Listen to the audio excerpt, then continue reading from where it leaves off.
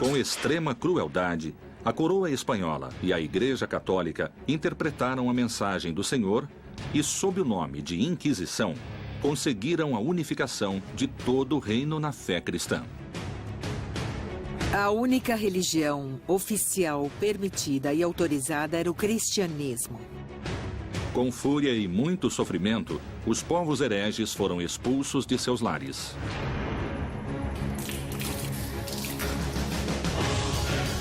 Anos mais tarde, os métodos impiedosos para a evangelização cruzariam o oceano em direção ao Novo Mundo.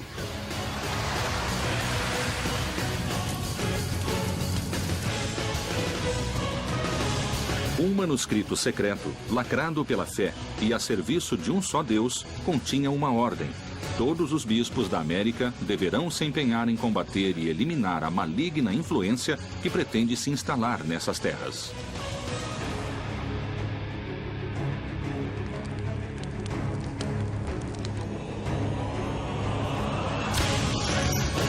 Os métodos e caminhos que forem empregados para levar a cabo essa missão apostólica não envolverão pecado. A Inquisição acabou gerando uma pedagogia do medo. A máquina de repressão religiosa e política mais temível da história chegou à América para acabar com a heresia. E como se agia? Com fogo, tortura ou queimá-los em público? Esses objetivos foram alcançados à força, com sangue e tortura? Colombo e o descobrimento da América foram a verdadeira origem da Inquisição no Novo Mundo? Terá a Inquisição inspirado séculos mais tarde o nazismo? A evangelização pela palavra, como manto de seda, encobriu a expansão e o enriquecimento da coroa espanhola.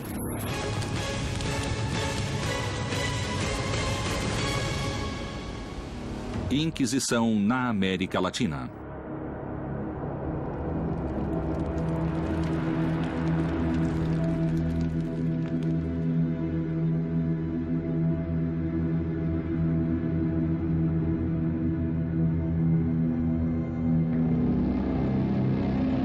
Anos antes do descobrimento da América, o Reino de Castela nomeou Frei Tomás de Torquemada como Inquisidor Geral.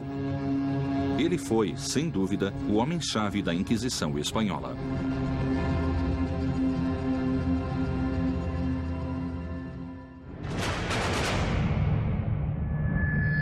Torquemada foi o primeiro inquisidor. Um homem que não tinha limites, um homem que não tinha nenhum tipo de problemas em queimar qualquer pessoa para poder impor suas ideias.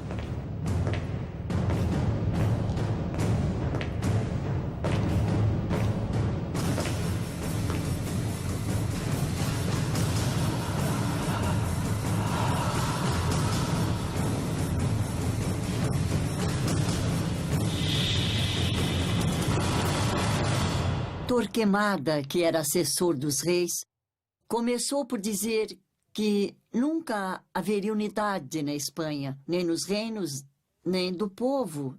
E por quê? Porque tinha de haver uma só religião.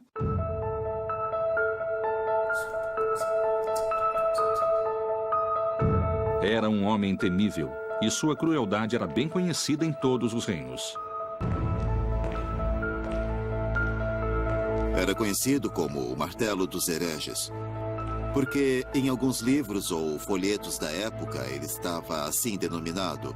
E ele era implacável com aqueles que cometessem heresias.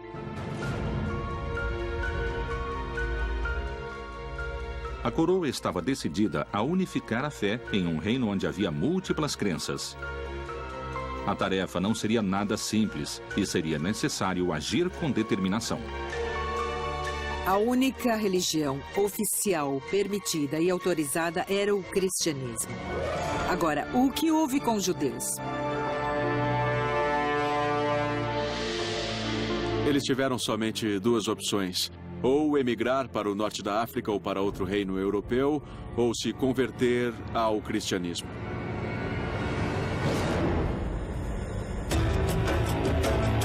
Por mais de 1000 anos, muçulmanos e judeus tinham sido fiéis às suas religiões. Mas, forçados pela Inquisição, se converteram ao cristianismo. No entanto, continuaram fiéis a seus costumes e rituais clandestinamente. Eram cripto-judeus ou judaizantes, quer dizer, às escondidas continuavam praticando sua religião. Quem não se convertesse ao cristianismo seria expulso, teria de sair do reino. Foi o que aconteceu.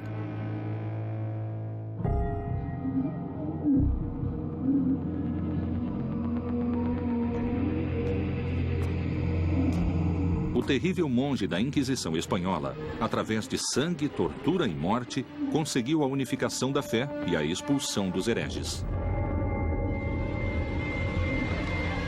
E a Inquisição passou a perder força por não ter inimigos declarados. Mas o Novo Mundo traria outras ameaças à religião católica. A Inquisição que estava agonizando em Aragão foi simplesmente ressuscitada pelos reis católicos, que a encarregaram de vigiar todo o reino, cada parte do reino, para perseguir a quem se afastasse da ortodoxia. A obsessão de Torquemada pelo cristianismo navegaria intermináveis milhas marítimas em direção do novo continente, que finalmente receberia a cruz.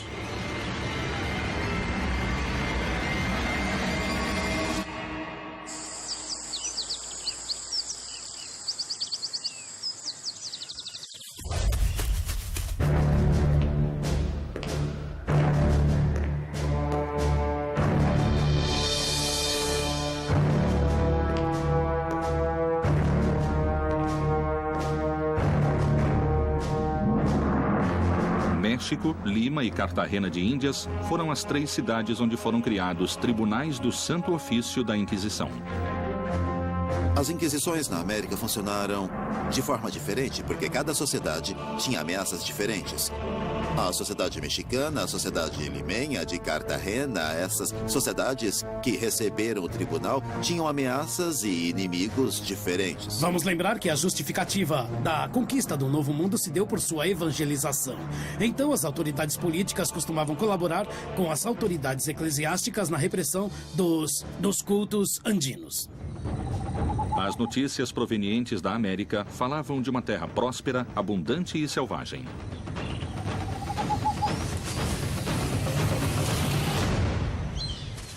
Eles ficaram surpresos pela quantidade de divindades que tinham ou de idolatrias, e isso os motivou a pensar que era necessário iniciar uma evangelização partindo concretamente do zero. Os reis católicos ouviam histórias de nativos vivendo fora dos costumes cristãos e com cultos pagãos. Os nativos penduram peças de ouro em suas orelhas e seu nariz, e o que levam no pescoço fica se agitando e tinindo. Com os talos de uma cana de dureza inquebrantável, fazem suas flechas, mas não usam peitorais de couro. Esse parágrafo é como uma primeira foto da América. Índios pagãos com flechas que a Espanha devia evangelizar.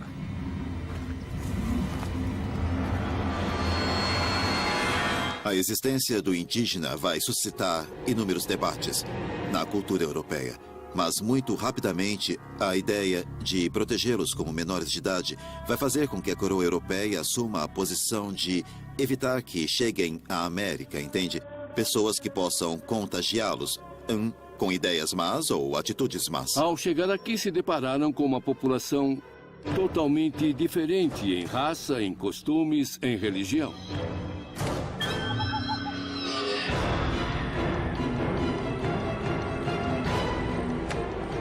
Quando encontravam rituais humanos com sacrifícios humanos, isso justificava de alguma forma a conquista do ponto de vista do cristianismo.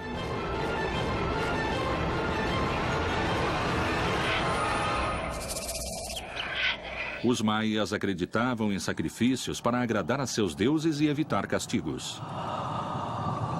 O ritual variava conforme a época do ano e era acompanhado de danças entre os maias. Como no México Antigo, sempre existiu a dança ligada ao culto e ao ritual religioso.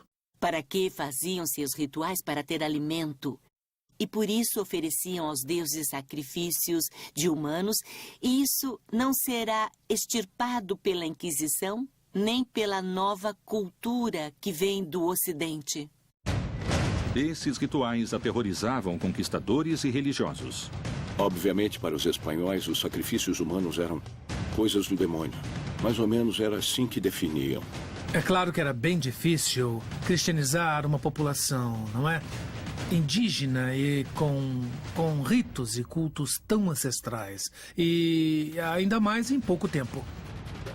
A coroa espanhola havia aprendido a combater a heresia. Os mesmos métodos seriam trazidos ao Novo Mundo e o indígena finalmente teria sua cruz. A América nunca mais seria a mesma. Inquisição na América Latina.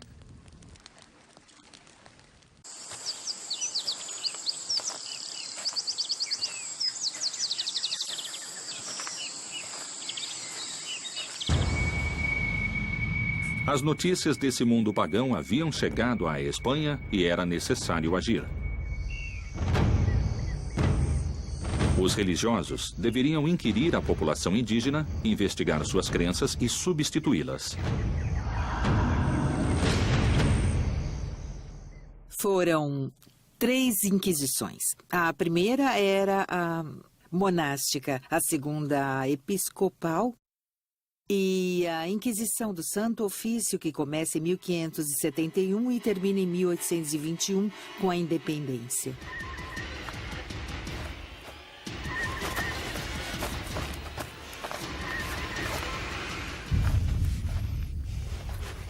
A Inquisição tinha uma dupla natureza. Por um lado, uma natureza política, para conquistar e ampliar os domínios da monarquia hispânica, e por outro, uma função espiritual religiosa para converter as almas indígenas ao cristianismo.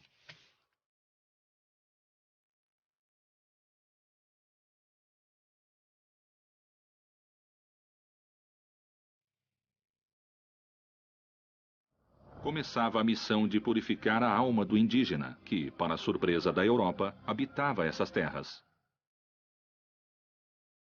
A Inquisição Episcopal começou com o primeiro arcebispo do México, Frei Juan de Zumárraga, e aí podemos falar no que foi uma verdadeira inquisição para índios. Ele chegou sem ser bispo, seria nomeado posteriormente o bispo da cidade, e como bispo ele teve de zelar para que tudo fosse feito com muito cuidado.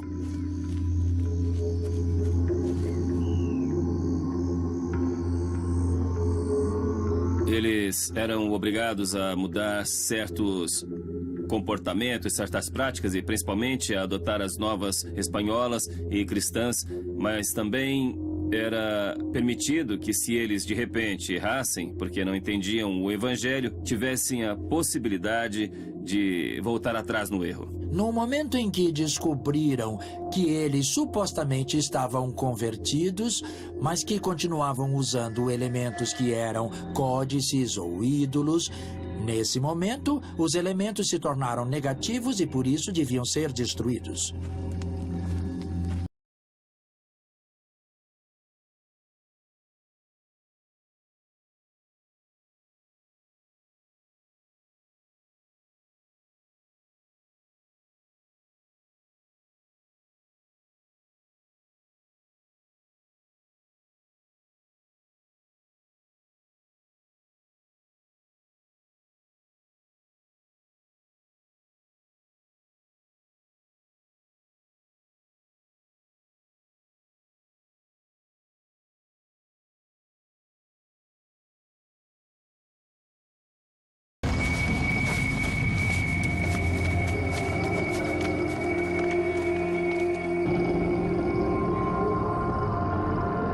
Sob o ponto de vista indígena, a conquista foi muito dramática, porque para os índios a conquista significou uma mudança radical em sua forma de vida, em sua forma de conceber o mundo, uma forma diferente de ver a realidade.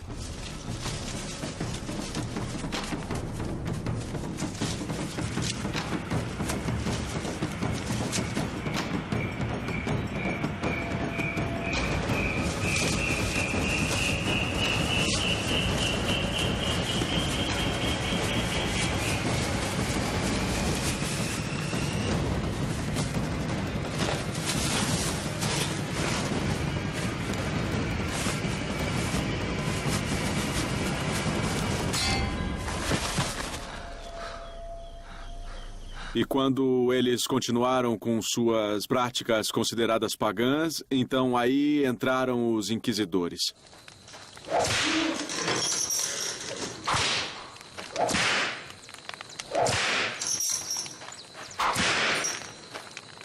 Devia-se destruir uma grande quantidade de coisas que naquele momento eram consideradas como inimigas da fé.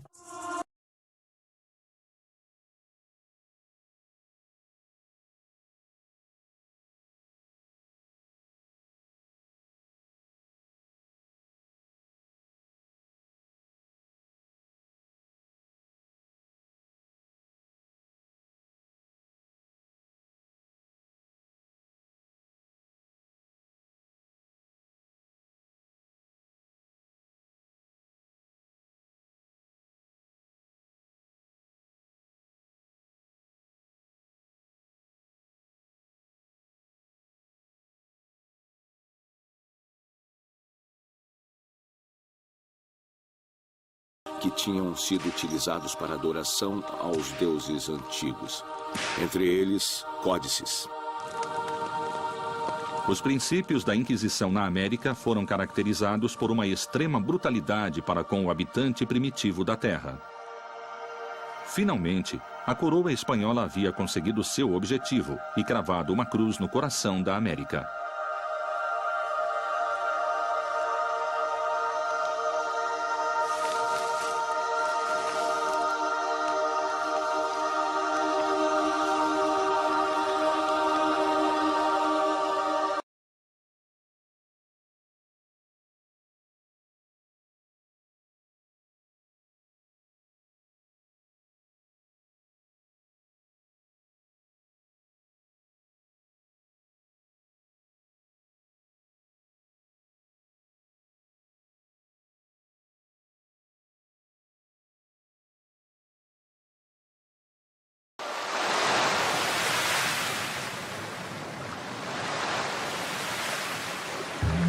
Cristóforo Colombo, mais conhecido como Cristóvão Colombo. Alguns historiadores suspeitam que Cristóvão Colombo teve muito a ver com a vinda de judeus à América, escapando da Inquisição espanhola.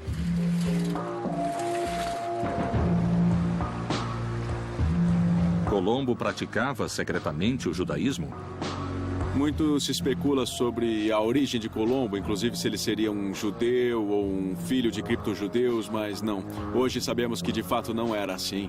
Não só por ele, como por seu diário de navegação, onde ele faz um sem número de alusões e menções a Deus, a Virgem e a Trindade, buscando amparo na própria divindade para proteger sua empreitada.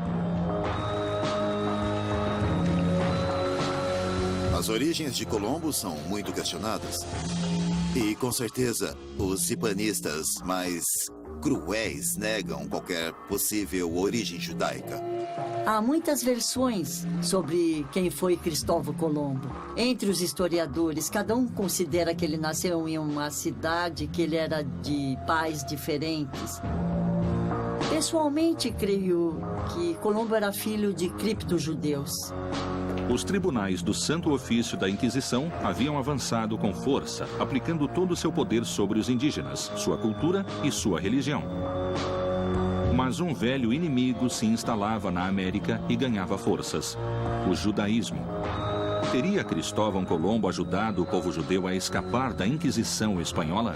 No ano de 1492, já não tinha mais judeus na Espanha. Ou estavam convertidos ou tinham sido expulsos. Quer dizer que no momento em que Colombo empreende sua viagem, estava resolvida a questão dos judeus, foram embora ou se converteram. Em 3 de agosto de 1492, Cristóvão Colombo zarpou do porto de Palos. Toda a sua tripulação esperava, já embarcada. O dia 10 de Ave caía no dia 2 de agosto, de acordo com o calendário judaico. Então, essa semana, como tradição, é de lamentações e não se pode empreender nada, nem nenhuma viagem.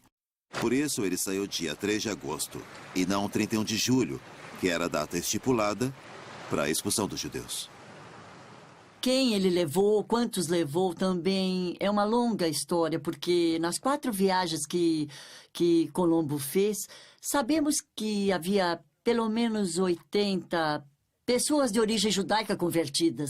Pensavam que, indo para a América, seriam menos perseguidos, porque a Inquisição não estava instalada. Aí, eles poderiam usufruir de maior liberdade. Estabeleceram-se em várias partes do território, clandestinamente, e, de maneira oculta, chegaram ao México e chegaram ao Peru.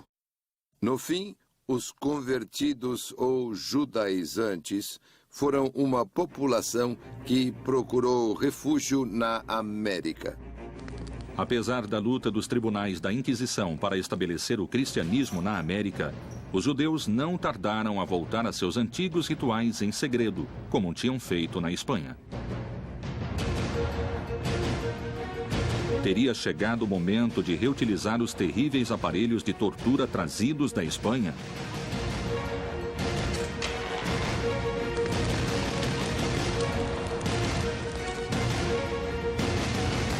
Inquisição na América Latina.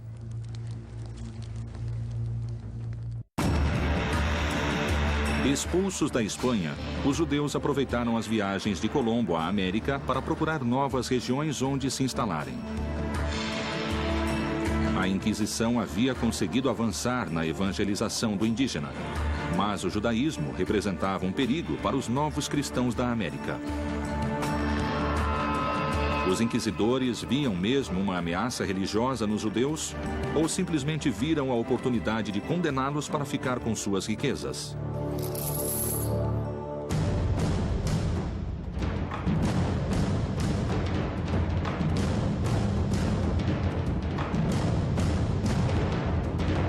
Em 1569 e 1570 foram fundados 2 tribunais de Inquisição na América, o do México e o de Lima. Para impedir a contaminação da nova e frágil fé dos índios.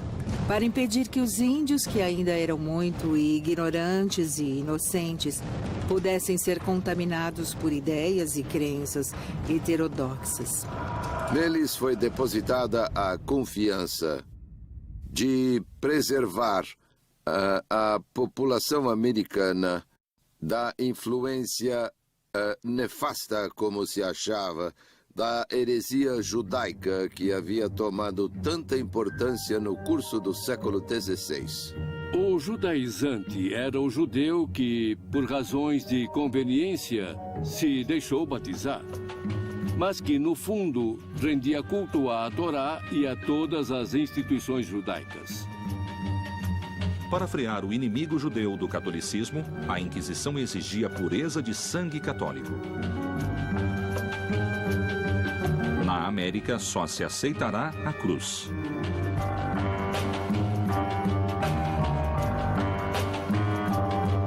Para vir para a América, era necessário provar que havia pureza de sangue.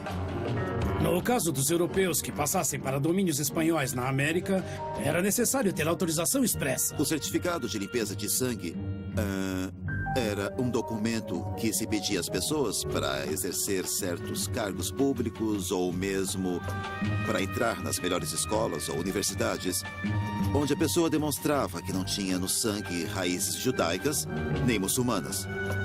Então se faziam investigações genealógicas para provar que havia uma tradição de cristão puro. No entanto, muitos judeus tinham conseguido vir para a América e desenvolveram um grande poder econômico no Novo Mundo. O dinheiro dos hereges não tardaria a tentar a cobiça dos inquisidores. É certo que os funcionários espanhóis queriam muito vir como inquisidores a um desses tribunais, mas não ganhavam salário. Então, para manter a si e a sua família, deviam procurar trabalhar com quem tivesse patrimônio. E esses eram os judeus. Em 1590, por exemplo, temos o famosíssimo processo contra a família Carvajal. De origem judaica e vindo ao México como conquistador, Luís de Carvajal se tornou o poderoso governador de Monterrey. Ele e toda a sua família foram membros de uma seleta sociedade de prósperos comerciantes, mas apesar de sua posição social e riqueza, foram detidos sem maiores explicações.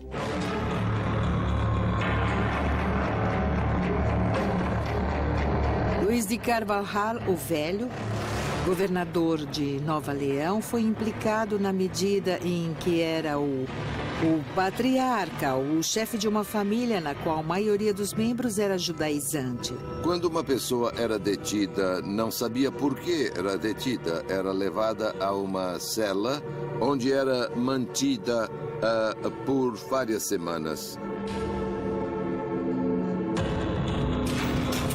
Foi perseguido, interrogado, foi acossado e julgado, porque se temia que ele também fosse judaizante, mas isso nunca foi comprovado. A família Carvajal se estabeleceu na cidade do México e no norte da Nova Espanha, em Torreón, até que foram denunciados e trazidos, a certa altura, à cidade do México para responder ao processo e, finalmente, foram acusados e processados.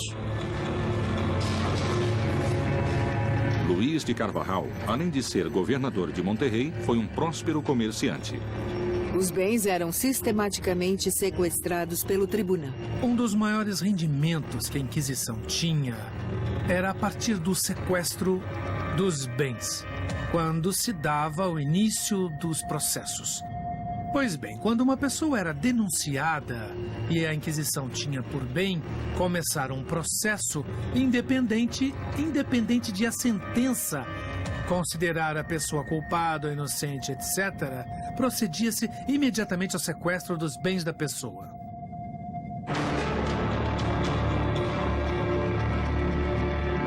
A Santa Inquisição havia se transformado em um ente arrecadador dos dois lados do oceano, mas especialmente na América.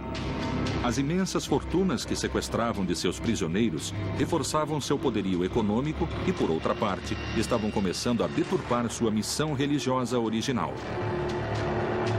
Teria ela se transformado em uma máquina implacável de cobiça e terror? Até onde era capaz de chegar? Um dos capítulos mais, digamos, truculentos das histórias da Inquisição é o relativo ao tormento. Quando o tribunal encontrava dúvidas nos testemunhos a favor ou contra o processado ou nas declarações do próprio, ele era passado ou encaminhado ao tormento.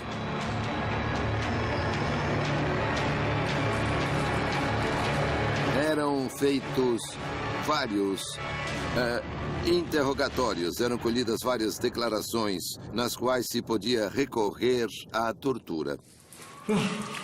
Sim, a tortura existiu, obviamente. Era uma técnica empregada por todas as justiças, civis e religiosas, até o século XVIII. O tormento era reconhecido por todas as legislações da Idade Média. Quer dizer, quando se devia conseguir uma confissão, havia o procedimento de causar sofrimento que não produzisse a morte, nem o rompimento de ossos, por exemplo, nem derramamento de sangue. Naquele tempo, o temor era o caminho mais rápido para chegar à verdade. Mas a Santa Inquisição cuidava zelosamente da pureza de suas mãos. Os inquisidores sabiam que não podiam manchar as mãos com sangue humano, porque isso era um pecado, e não podiam pecar dando a morte a uma pessoa ou causar derramamento de sangue. Era o carrasco que torturava, um profissional da justiça civil. A Inquisição não tinha carrascos especiais, e ele era pago. Devia se pagar. O carrasco da justiça civil era um profissional, não um psicopata. Muitas vezes, se torturava com a intenção de obter a verdade. Era sob coação que uma pessoa tinha de declarar um delito pelo qual estava sendo julgado ou sentenciado durante a Inquisição. Muitas vezes, os artesãos da época produziam obras de arte macabra e competiam entre eles. Aquele que chegava a inventar algo realmente terrível era implicado, era acusado de de ter feito algo tão macabro que só poderia ser com a ajuda da mão do diabo. E esse era torturado por sua própria criação. O tormento significava justamente a ideia de mortificar a carne para extrair a pureza. E para extrair a pureza, os tribunais do Santo Ofício da Inquisição utilizavam métodos engenhosos e certeiros. O chamado potro era o primeiro elemento a ser usado para infligir sofrimento. Era a primeira forma de levar a cabo a obtenção de uma confissão. A pessoa era obrigada a se deitar sobre um estrado de madeira e começava a ser esticada com sucessivas voltas de uma roda. As extremidades assim puxadas produziam, dessa forma, uma dor intensa. Uma volta, 2 voltas, nos braços e nas pernas. Não se podia ir além de 6 voltas. Era proibido. Devia-se parar.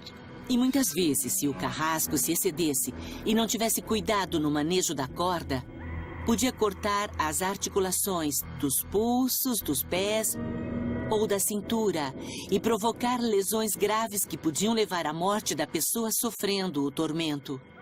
A aplicação do tormento a uma pessoa trazia consequências inesperadas a seus familiares.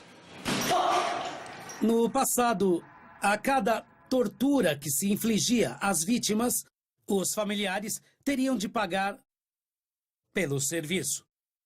É uma coisa incrível, não? Era a última chacota perpetrada contra os condenados.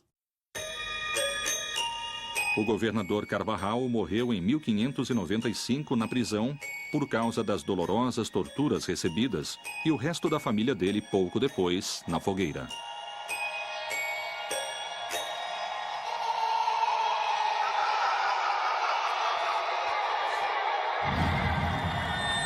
O Santo Ofício havia acabado com a família judaizante mais poderosa do México. Mas a luta só estava começando.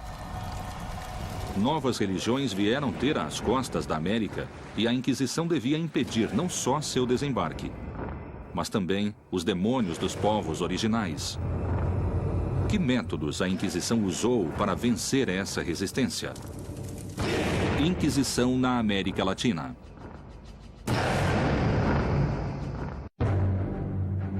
Enquanto no México a Inquisição se ocupava de impedir o judaísmo, outras religiões chegaram à costa do Peru pelo Oceano Pacífico.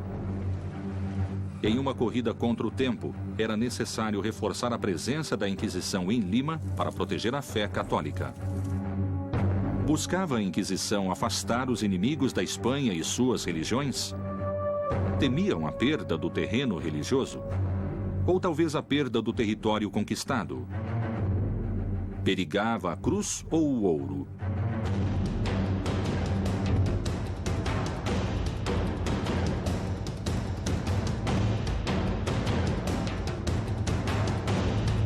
A Inquisição chegou a Lima em 1569, com o vice-rei Francisco de Toledo. A Espanha o nomeou vice-rei e, nessa mesma data, constituiu o Tribunal de Lima. Museu do Congresso e da Inquisição. Reforçou-se a ideia de reprimir qualquer tentativa de prática religiosa alternativa. Perseguiram qualquer tipo de atitude propensa a ser luterana ou calvinista, porque eram as religiões do inimigo. Lima foi um dos territórios mais afastados da Espanha. Ter um controle e segurança sobre esse território foi um dos feitos mais difíceis para a Espanha. Através do comércio chegavam muitos barcos de várias bandeiras, mas principalmente piratas e corsários, marinheiros ingleses e holandeses, com religiões muito diferentes do cristianismo. Na época, o protestantismo estava ligado à pirataria, que assolava os domínios espanhóis, tanto na América, quanto na costa do Pacífico e do Atlântico, e como também em, como se diz, mar aberto. E a Inquisição mostrou sua completa energia e disposição para impedir que ele entrasse em território americano. Claramente havia uma relação duríssima com a Inquisição nos castigos que eram dados a esses estrangeiros residentes. O Tribunal da Inquisição de Lima, consciente do perigo, decidiu agir e castigar duramente luteranos e protestantes. Conhecendo muito bem os mecanismos e como funcionava o Tribunal de Justiça, imediatamente renunciaram à sua fé e viraram católicos. Então, tecnicamente falando, a Inquisição não poderia sentenciar apenas capitais ou outras penas maiores pessoas que tinham se convertido à fé. O fogo sempre foi um fator importante em todas as religiões, desde que o homem é homem. O fogo é o que queima, que purifica, que faz o pecado desaparecer. No período que vai de 1570 a 1600, houve uma sequência de 46 processos dirigidos a estrangeiros. A grande maioria deles com acusações de luteranismo. O primeiro processado foi um francês chamado Mateus Salado. Salado é a forma castelhana do que devia ser Salade, mas o nome que aparece é Mateus Salado.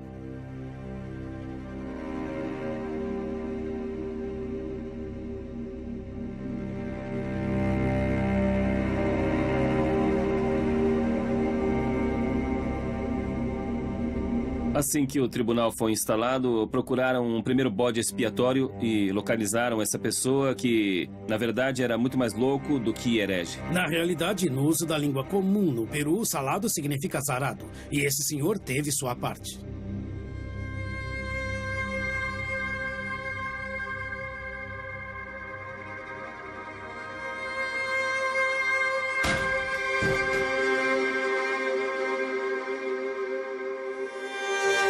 Era uma pessoa, um humilde marinheiro ou ex-marinheiro, com escassa formação em questões de teologia, e foi bastante fácil, não é?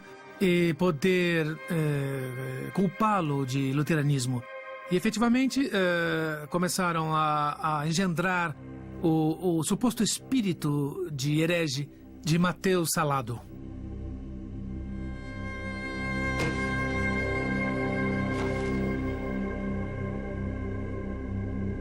Disseram que ele era luterano, como os protestantes em geral, pelo fato dele ter feito declarações e afirmações contrárias aos dogmas católicos. Os blasfemos foram os principais réus do Tribunal da Inquisição. Pessoas de língua comprida que diziam frases ou palavras de algum agravo à doutrina católica.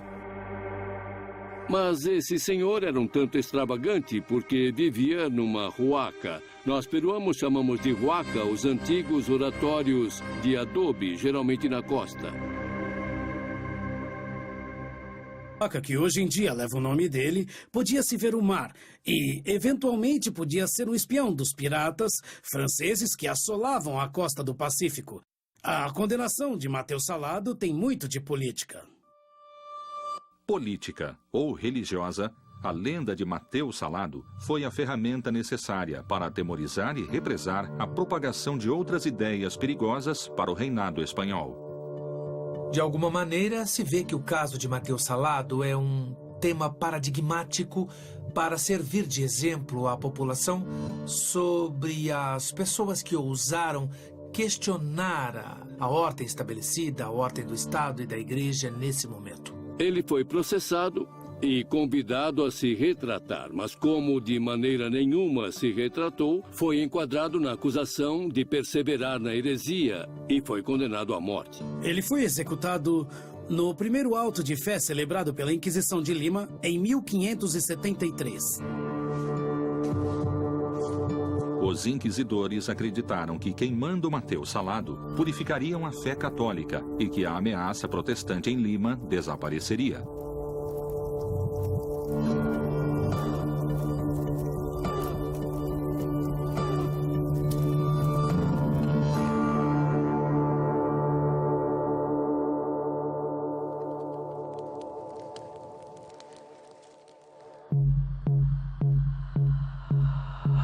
A Santa Inquisição havia agido com dureza no México sobre os indígenas e judeus, e em Lima sobre os protestantes. Mas as ameaças tinham terminado? Ou a verdadeira luta estava começando? As extensões territoriais da América no vice-reinado eram muito grandes. Então, os tribunais de Lima e do México não bastavam e foi necessário criar um terceiro âmbito. Resolveram criar um local entre os outros dois que abarcaria principalmente toda a zona do Caribe. Para tanto, a sede da Inquisição de Cartagena teria jurisdição sobre o Panamá, Cuba, Venezuela e outros países próximos.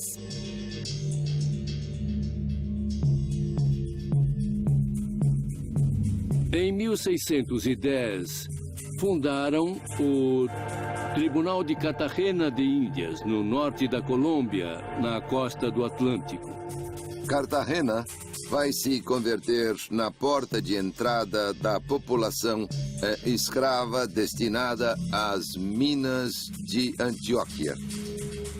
Cartagena era o principal porto negreiro da América, e aí o Santo Ofício tinha uma tarefa difícil. Escravos africanos, piratas e comerciantes europeus traziam crenças e costumes muito perigosos para o catolicismo. Cartagena, a partir do final do século XVI, vai se converter no principal mercado escravagista no Caribe continental. Já a população africana, de diversas origens, vinha de áreas entre o Senegal e Angola e era muito numerosa. A chegada do africano a Cartagena trouxe novas crenças e costumes que a Inquisição tentaria perseguir. Os espanhóis começaram a se dar conta de que alguns grupos de escravos negros se reuniam e levavam a cabo certo tipo de atividades que se chamaram sabás, que para a religião católica e para os brancos espanhóis eram ritos de bruxaria.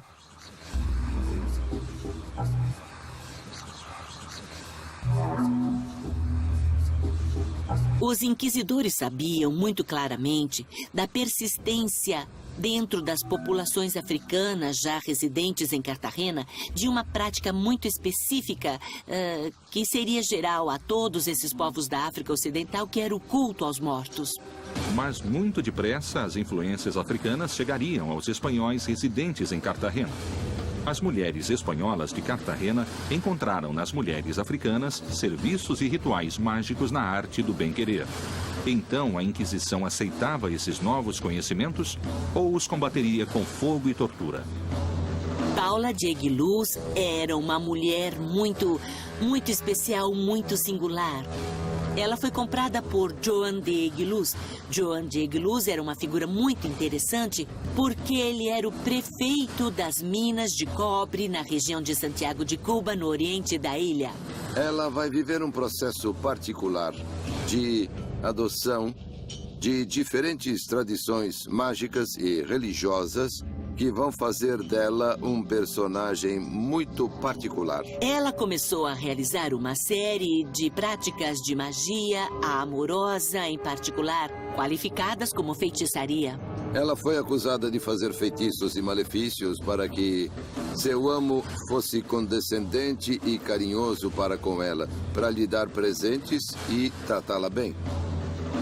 Mas o problema é que a esposa dele ficou enciumada com essas preferências e afetos dele pela escrava, e ela, com outros vizinhos, seriam os primeiros a acusá-la de práticas de bruxaria. Inclusive, os inquisidores acreditavam em seus poderes, acreditavam em sua capacidade de cura, acreditavam nos poderes que ela havia acumulado e em seus conhecimentos para curar. De alguma maneira, ela se tornou médica, podemos dizer, de cabeceira do bispo da Catedral de Cartagena. Sua popularidade e sua influência foram tais em Cartagena que os inquisidores a interrogaram sem detê-la, independente de suas respostas. Ela conseguiu deixar o Santo Ofício com medo. Os inquisidores perguntaram: você tem alguma ligação com o demônio para fazer essas coisas que faz? E ela disse: não conheço esse diabo que estão me falando, nunca tratei com ele. Mas se vocês têm tanto medo dele, e se esse personagem é inimigo de vocês, inquisidores, eu vou querer ser amiga dele porque me interessa muito ser amiga do inimigo de meus inimigos. A chegada dos tribunais de Inquisição na América e seu empenho religioso foi um marco divisório na fé de indígenas e espanhóis. A Santa Inquisição, em nome da fé, tinha açoitado com sua cruz os indígenas da América e só um milagre poderia aproximá-los a esse novo Deus trazido de tão longe.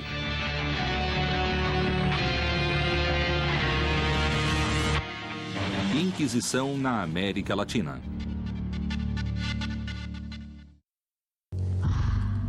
A Inquisição havia arrasado o povo indígena, destruindo seus objetos de adoração.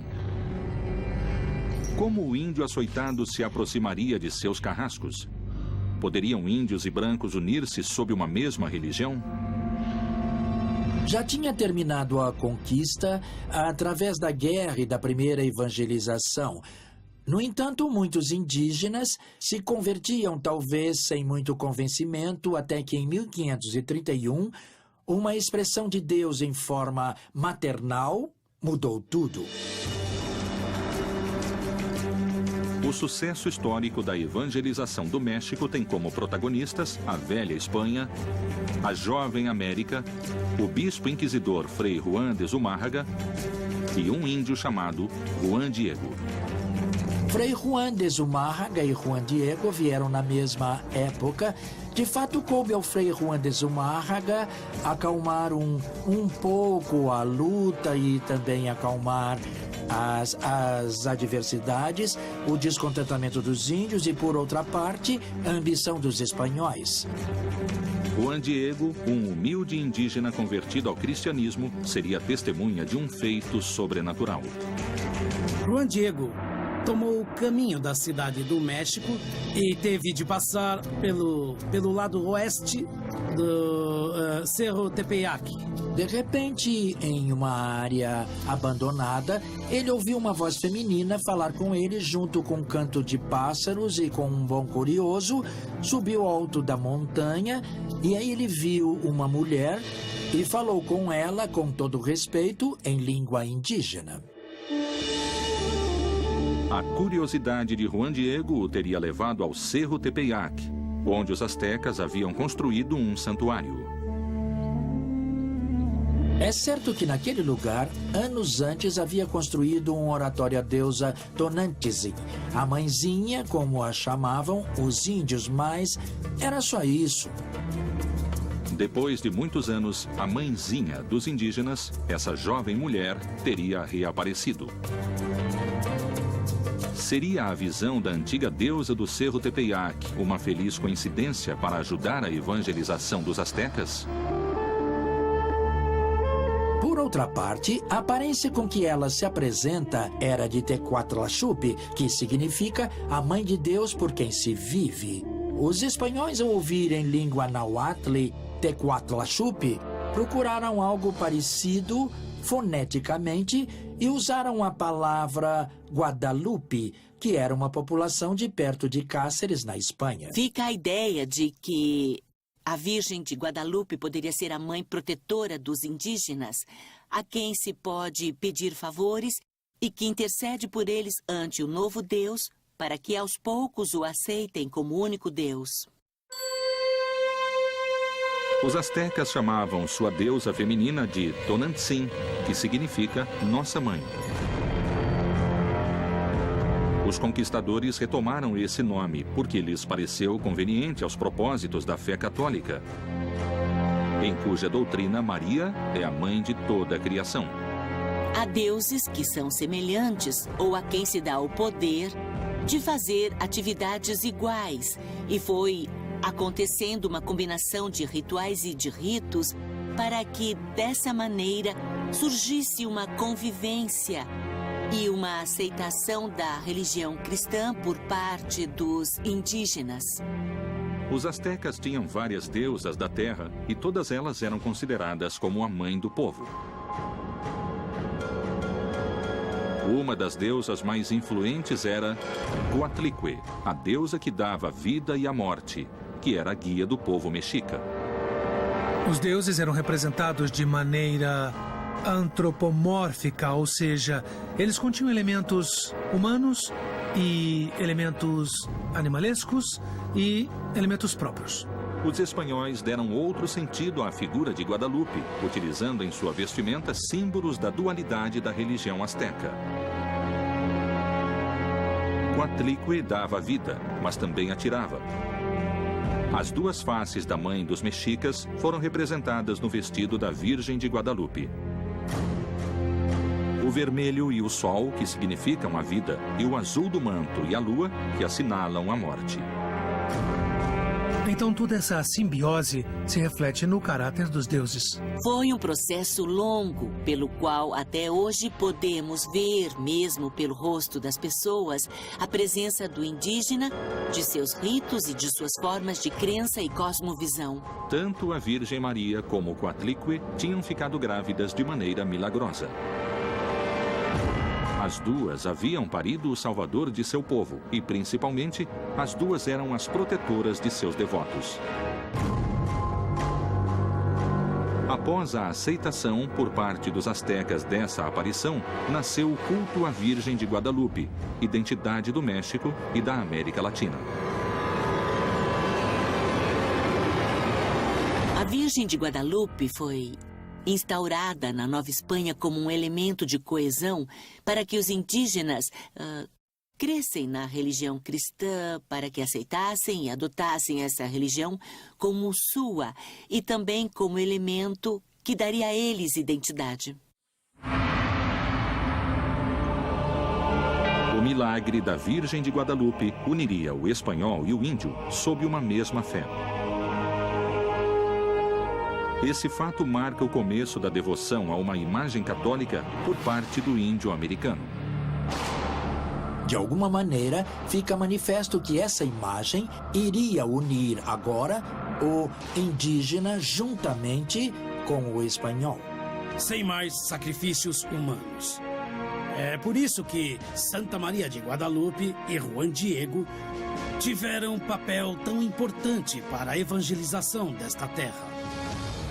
A imagem de uma jovem mulher no Cerro Tepeyac havia conseguido então a união de dois mundos antagônicos.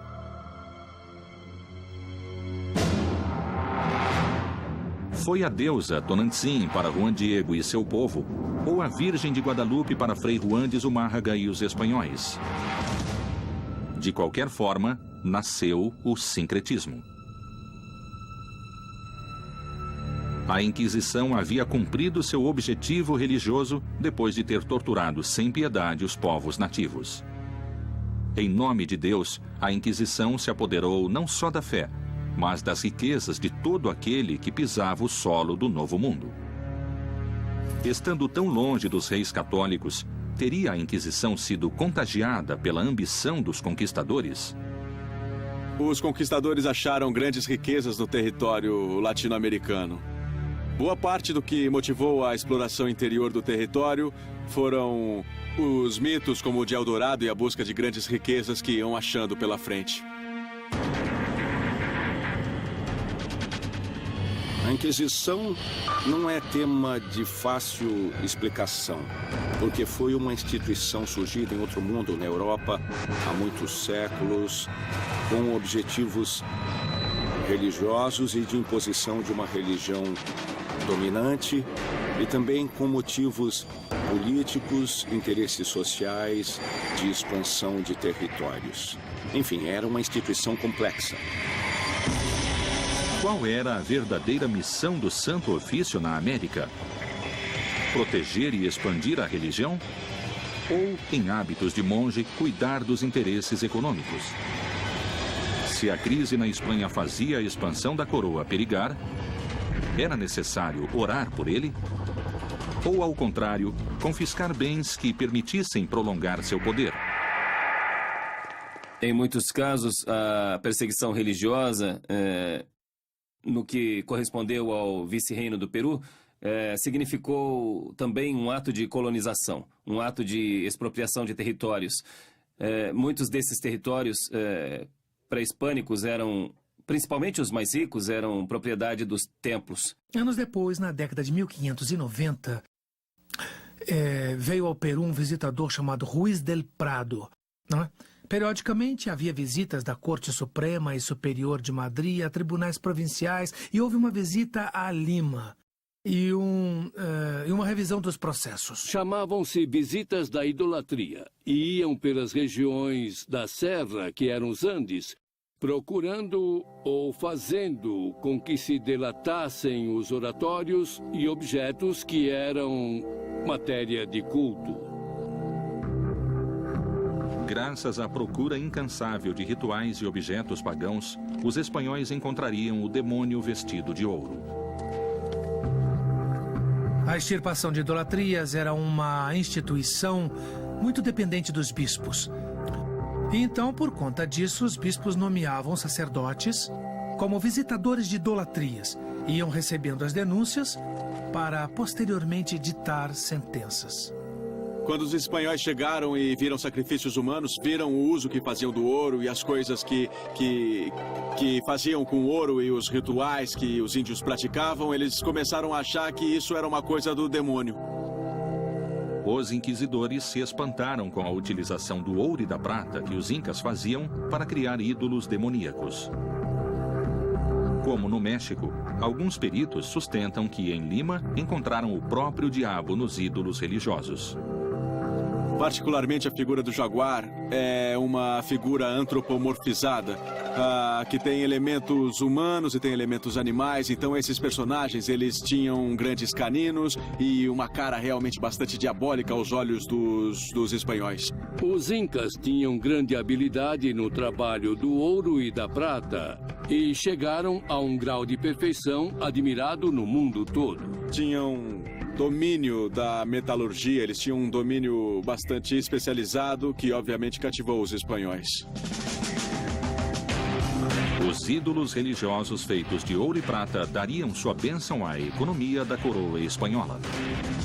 Dentro de seu processo de cristianização, eles permitiam-se tomar ou recolher todos esses objetos e fundi-los e convertê-los em riqueza, ou o que era riqueza para os espanhóis. Isso foi depois objeto do primeiro saque que se deu em Cusco. Em Cusco se usou muito ouro e prata para máscaras cerimoniais ou para objetos do templo de Coricancha, que foi justamente o principal templo de Cusco. Os testemunhos espanhóis recolhidos nas crônicas, eles nos falam sobre o que era um templo finamente decorado em ouro, em prata, não?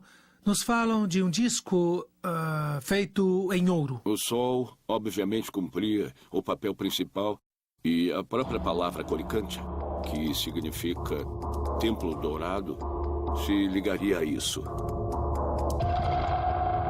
Pelo que se diz desde então, esse templo teria tido suas paredes interiores recobertas por placas de ouro.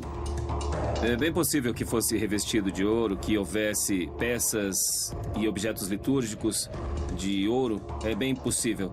Não há uma precisão exata de como o templo era por causa do saque que começou a ser feito nos primeiros anos da conquista. Os tribunais do Santo Ofício da Inquisição haviam chegado a estas terras em uma missão religiosa e espiritual. Pôde o crescimento comercial de Cartagena ter desviado o novo Tribunal da Inquisição de sua luta contra a heresia? O peso do ouro conseguiu derrubar a filosofia de Torquemada? Teria sido a Inquisição finalmente derrotada? Inquisição na América Latina. Se no começo os tribunais do Santo Ofício da Inquisição quiseram proteger a pureza da fé, teria o crescimento comercial de Cartagena obrigado os inquisidores a reforçar sua luta contra a heresia? E os ricos comerciantes judeus conseguiram impor sua religião e desalojar a Inquisição? De fato, sabemos como funcionava uma sinagoga, podemos chamar assim.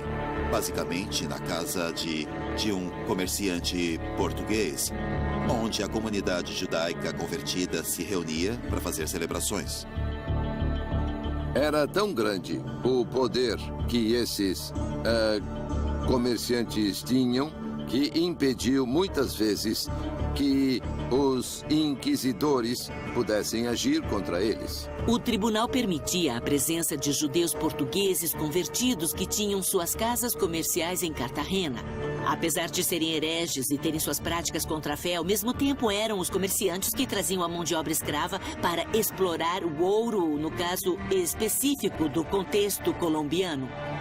Dada a enorme riqueza obtida pela crescente indústria do ouro e pela mão de obra africana trazida pelos comerciantes judeus, teriam os judaizantes tentado subornar os inquisidores para comerciar livremente em Cartagena?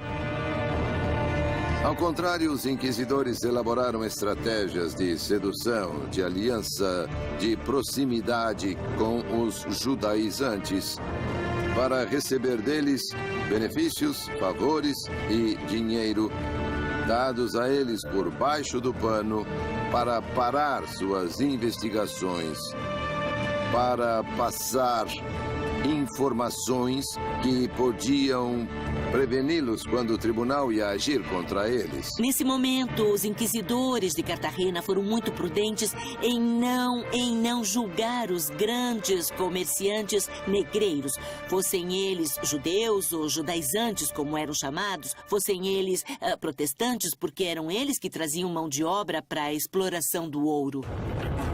O comércio e as riquezas em Cartagena cresceram notavelmente com a ajuda dos inquisidores. Bem longe dali, na cidade de Lima, os judeus se tornaram rapidamente mais ricos e poderosos. E na mesma escala, cresciam as práticas judaizantes e a oposição a eles. Eles se tornaram um setor poderoso e influente na sociedade colonial, que gerou muita rivalidade com comerciantes de origem sevilhana e também com líderes da igreja dentro da educação superior. O problema com a população judia é que era uma população de mesmo nível social, que era às vezes economicamente mais poderosa. Então aconteciam enormes conflitos e era preciso agir. E como se agia?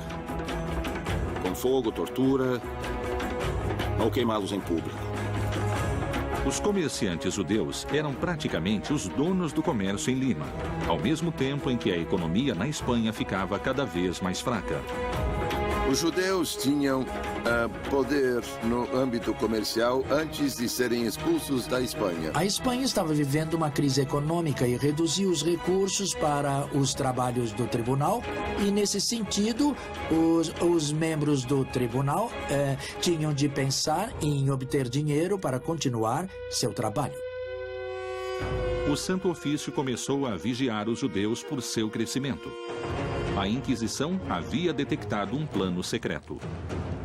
Em Lima, no ano de 1635, houve um processo que se chamou a Grande Cumplicidade. A Grande Cumplicidade foi um processo descoberto pela Igreja Católica, no qual um grupo de portugueses de origem judaica propunha justamente a independência do país, apoiando-se na frota holandesa. E certamente uma conspiração da comunidade judaica para apoderar-se do comércio do vice-reinado do Peru teria consequências políticas nefastas para a Espanha. Do ponto de vista do domínio do vice-reino, com certeza.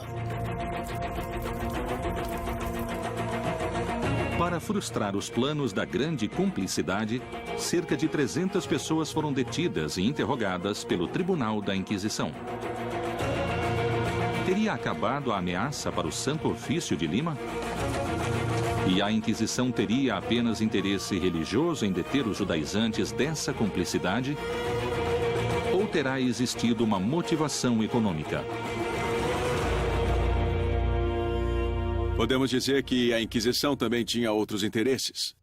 E esses interesses, obviamente, eram monetários. Contra comerciantes judeus que tinham patrimônio, foram feitos todo tipo de confisco do capital, do dinheiro, das mercadorias que eles possuíam. Ou seja, foram retidas suas principais fontes de recursos. Mas chegou a haver tal quantidade de processados e detidos que tiveram de aumentar o número de celas da Inquisição. Tiveram de multiplicar, alugar casas vizinhas, para poder deter todos os processados e todos os suspeitos de delito de ser judaizante.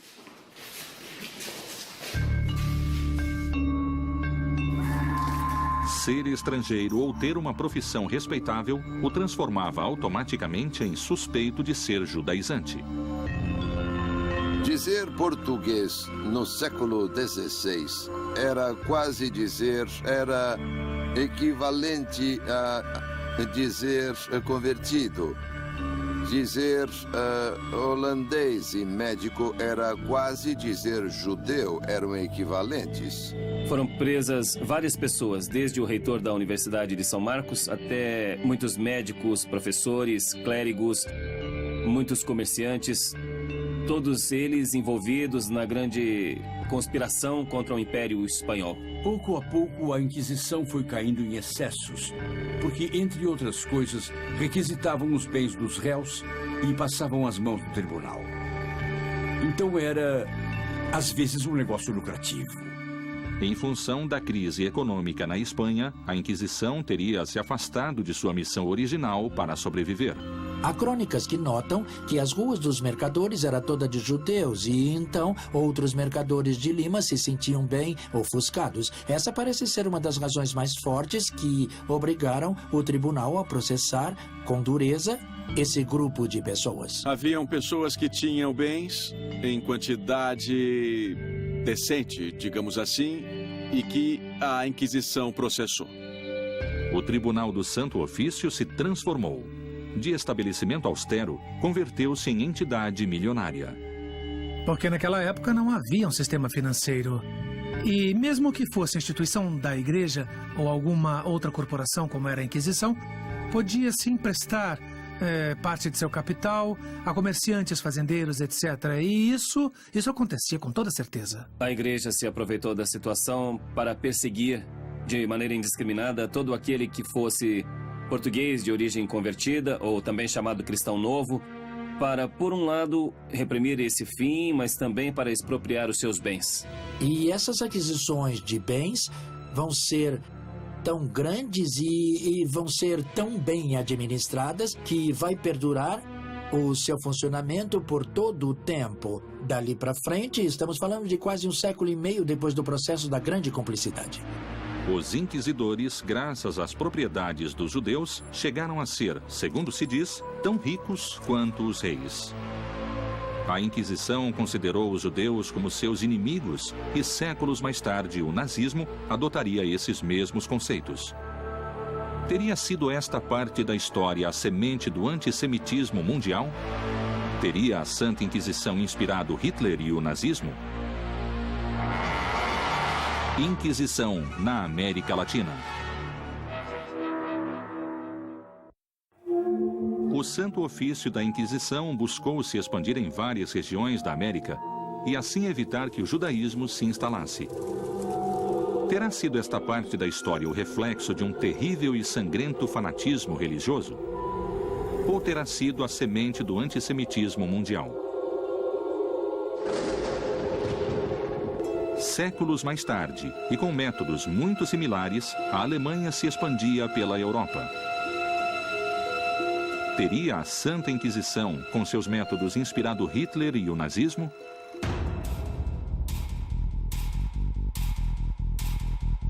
Os judeus representaram um inimigo tanto para a fé católica quanto para a economia da monarquia. Não só foi um perigo pela introdução e pela difusão da religião hebraica, como também pelo poder econômico que concentrava. 500 anos mais tarde, Hitler retomou essas ideias e todo o nazismo, porque não podemos pensar em Hitler sozinho.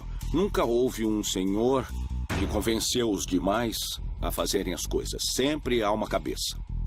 Ao longo da história, começam a aparecer notáveis coincidências entre o nazismo e a Inquisição. O nazismo perseguiu os judeus e outros dissidentes por sua raça. Ou seja, a Espanha queria um povo de sangue puro, castiço e cristão puro. E os nazistas também queriam uma Alemanha de sangue puro, sem mistura. Entre a Inquisição, o nazismo e todos os movimentos que reivindicaram a pureza de sangue, As diferenças não são grandes. O que os iguala, quer dizer, o que há em comum entre eles é o tema racial. A tese contra os judeus. Tanto a Inquisição quanto o nazismo trataram de neutralizar o perigo, isolando seus prisioneiros.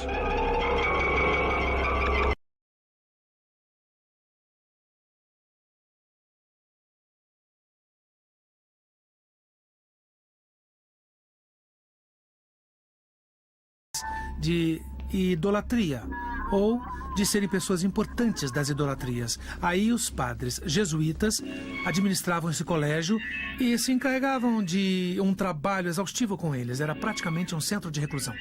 Na pobreza, na miséria das celas dos tribunais da Inquisição, muitos enlouqueceram e acabaram.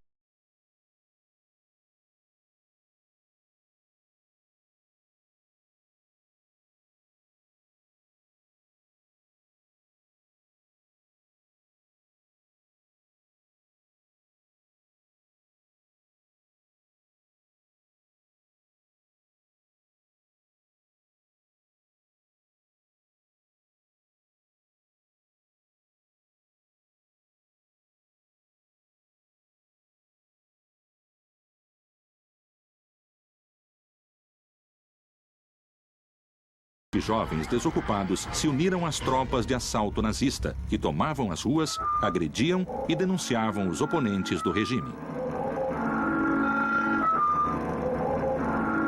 A Inquisição gerou uma pedagogia do medo em todo o mundo hispano-americano. E a delação foi uma dessas armas. Tanto a Santa Inquisição como o nazismo sabiam que o medo lhes traria uma importante quantidade de colaboradores.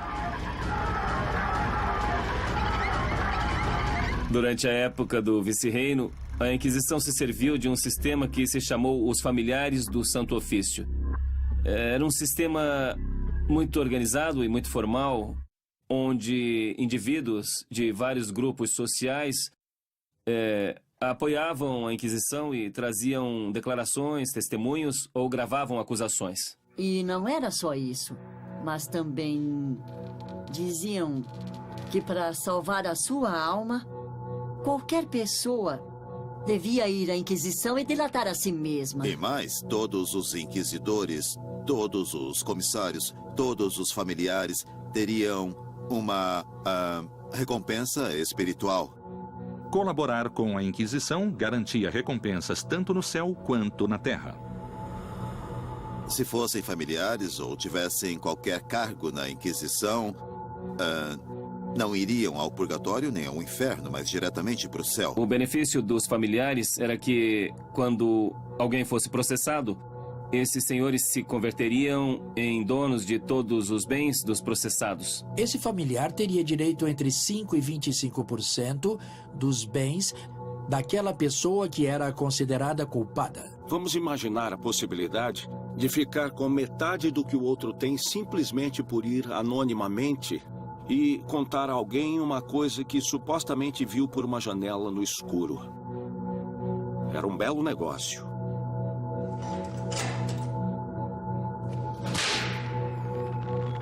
Outra coincidência histórica.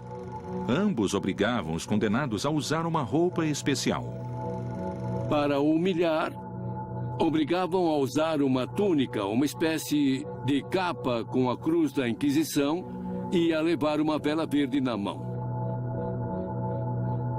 Os nazistas vestiam os prisioneiros com roupa de listras, como vemos em tantas fotos ou imagens dos campos quando os abriram. Entre o nazismo e a Inquisição, a diferença é muito sutil. Há séculos de distância, com certeza, e formas de operar diferentes, mas é igual. As coincidências nos métodos, nos conceitos antissemitas e na expansão do poder fazem pensar que os nazistas poderiam ter sido influenciados pela Santa Inquisição para alcançar seus objetivos.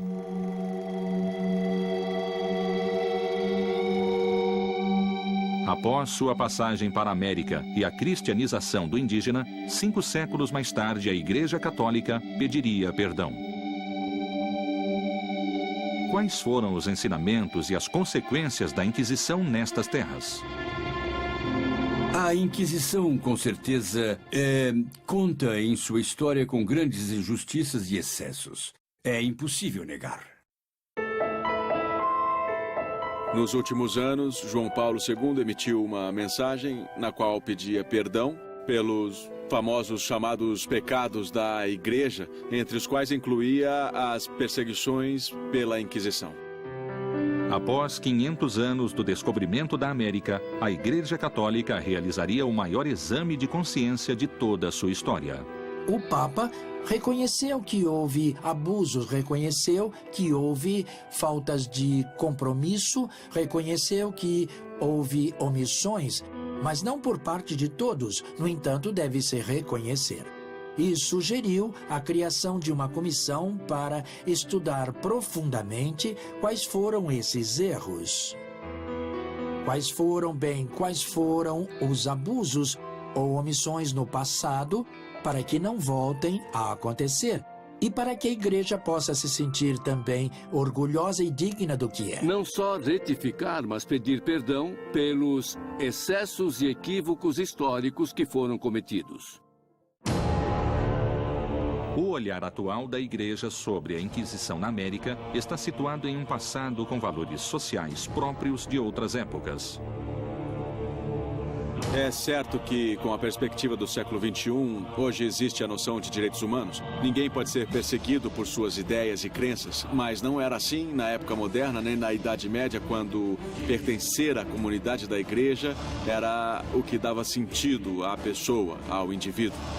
Era parte da realidade a obrigação de permanecer fiel a um credo, que era o credo católico. Deve-se compreender que era outro momento da história. Surpreendentemente, a Santa Inquisição no México era percebida naqueles anos com um significado muito diferente do atual. Nos 3 séculos de vice-reinado, não houve um só levante popular contra a Inquisição.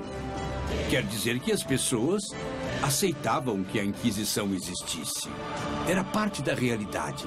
Mas o conformismo social, calar-se, calar a pessoa, isso sim é muito mexicano. Não discordar abertamente, evitar o enfrentamento, preferir ficar quieto. Nunca se sabe. Assim foi com a Inquisição no México. O povo nunca se rebelou contra a Inquisição, nem na Europa, nem aqui. Possivelmente, muitas das tarefas levadas a cabo pela Inquisição tenham passado despercebidas pelo povo da Nova Espanha.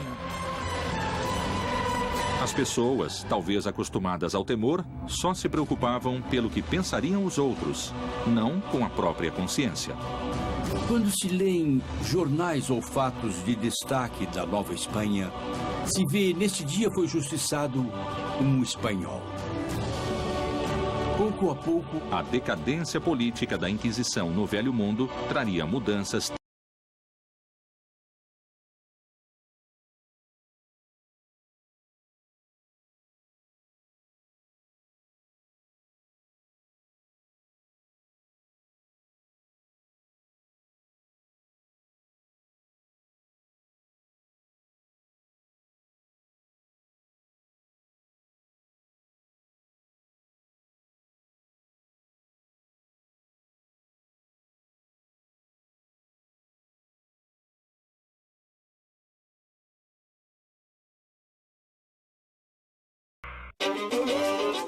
Depois de 300 anos, o poder da Inquisição e o domínio da Espanha estavam desgastados na América.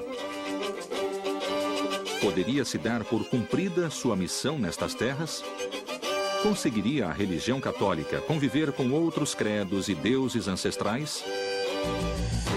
Todos se perguntavam até quando durariam os tribunais. De fato, a Inquisição decaiu no século XVIII, em presença, em força. E já no século XVIII, ela se dedica a perseguir publicações, a circulação de livros proibidos, palavras dissonantes.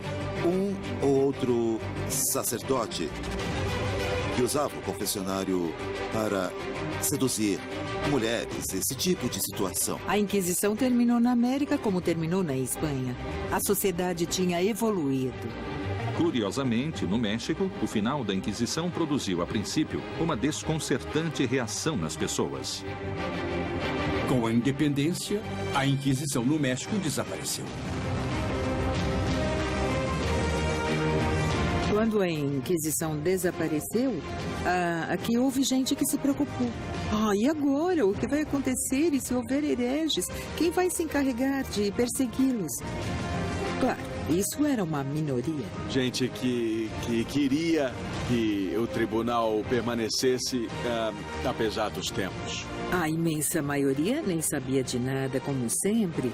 Mas uma pequena minoria se inquietou e houve algumas vozes que pediram a instauração de uma Inquisição mexicana.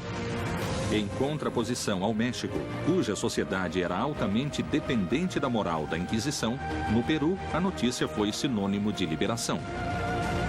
Posso assinalar que um dos grandes escândalos cometidos pela população foi o roubo de uma grande quantidade de documentos, sabe? Entre eles, os processos judiciais ou os autos de fé. Além disso, os arquivos continham fofocas. Você podia ver que um de seus vizinhos foi processado por bigamia ou por bruxaria. Então, a preocupação em Lima foi sumir com o processo. No ano de 1813, houve um levante popular, um movimento popular, e uma turba se lançou sobre o edifício da Inquisição e queimou os móveis e os papéis. Isso aconteceu. Anos antes, em Cartagena, a queda do Santo Ofício tinha coincidido com a independência da Espanha e se viveu o mesmo sentimento de liberação. Com o grito de independência em Cartagena, a Inquisição cessou suas atividades. Já não fazia sentido. Em 11 de novembro de 1811, houve grandes festejos na cidade de Cartagena, mas não só motivados pela eliminação da Inquisição, mas principalmente pela conquista da independência. Poucos dias depois, a população exaltada arrancou da Assembleia o potro, o mecanismo que torturava as pessoas. Esse mecanismo de tortura representava a mais intensa repulsa na população e, no centro da praça, o queimaram. O povo se dirigiu ao átrio da catedral, onde se achavam todas as tabuletas que continham os nomes dos réus condenados ao longo de 200 anos e as destruíram por completo. Os tribunais do Santo Ofício estavam esvaziados para sempre e seus elementos de tortura foram destruídos. Paradoxalmente, a Inquisição desaparecia, mas tinha alcançado seu objetivo de cristianizar a América. A Inquisição foi talvez a única instituição do vice-reino que cumpriu seus objetivos, que era manter a pureza cristã na América. A aceitação da fé católica foi global em toda a América Hispânica, isso podemos afirmar. O catolicismo se expandia na América. Mas teria a cruz conseguido afastar em definitivo os ídolos pré-colombianos ou eles sobreviveram ao fogo? A América é o território de uma experiência única e singular, que é a formação de uma religiosidade sincrética, mestiça.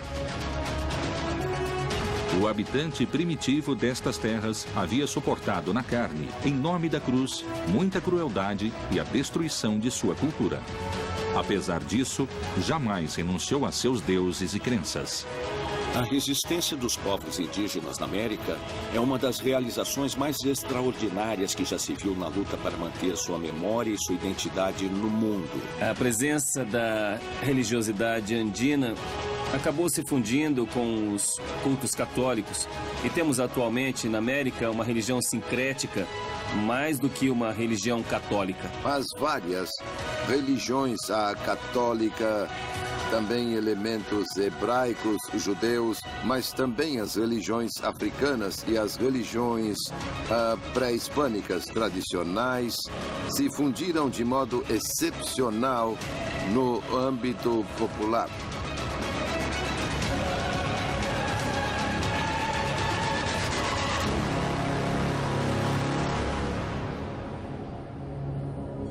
Vamos pensar que foram 400 anos nos quais essas populações mantiveram sua memória e sua identidade e continuam a mantê-las.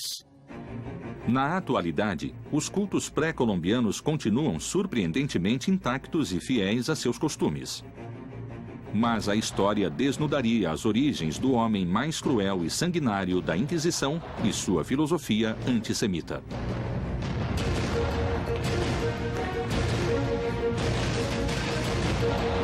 Torquemada foi o primeiro inquisidor. Sua origem era de uma família judia convertida há muitos anos. Frei Tomás de Torquemada, o martelo dos hereges, se encarregou de queimar os escritos e tudo o que revelasse sua origem judaica, até os pertencentes à sua avó, uma judia convertida. Torquemada considerava sua ascendência hebraica uma mancha que o envergonhava. Seu repúdio a tudo o que não fosse católico não acabaria em seu túmulo, e seria transmitido a estas terras.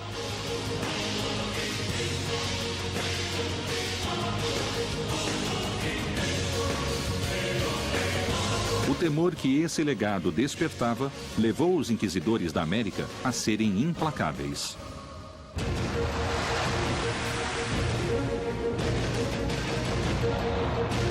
Os povos originários da América foram testemunhas da chegada do homem branco e sua cruz.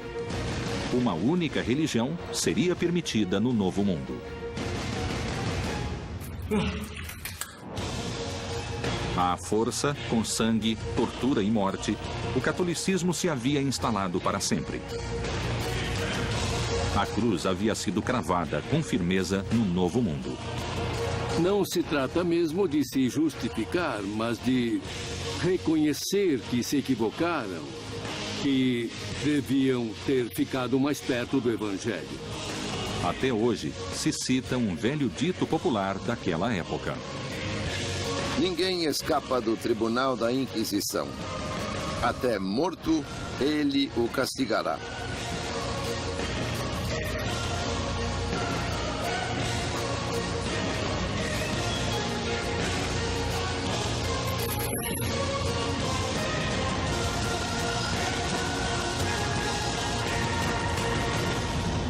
Inquisição na América Latina.